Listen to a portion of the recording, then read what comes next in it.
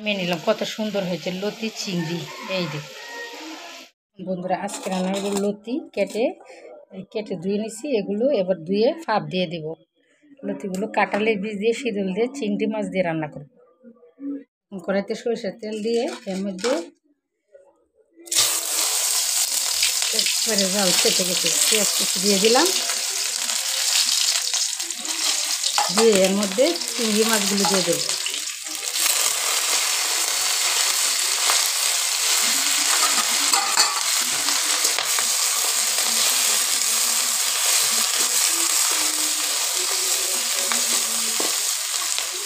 এর মধ্যে এবার জল দিয়ে দিলাম।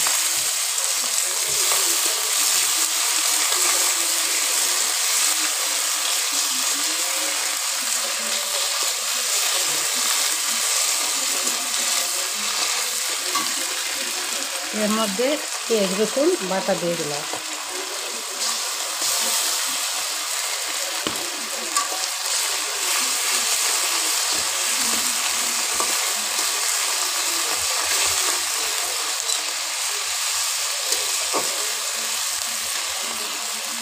লবণ মরিচ দিয়ে দিলাম।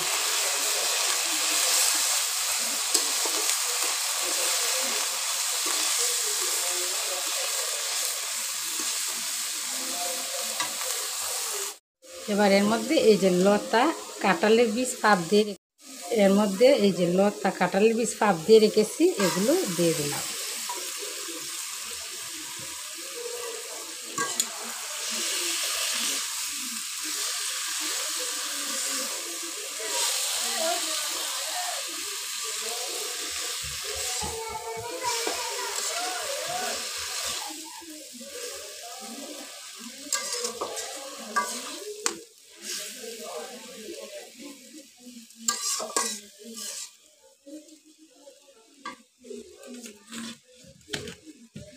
এবার অল্প পরিমাণ ঢেকে দেব।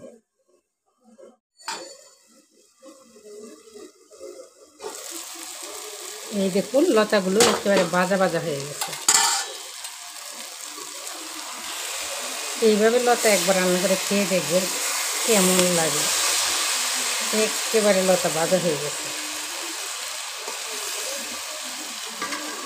এবার নামিয়ে নিব।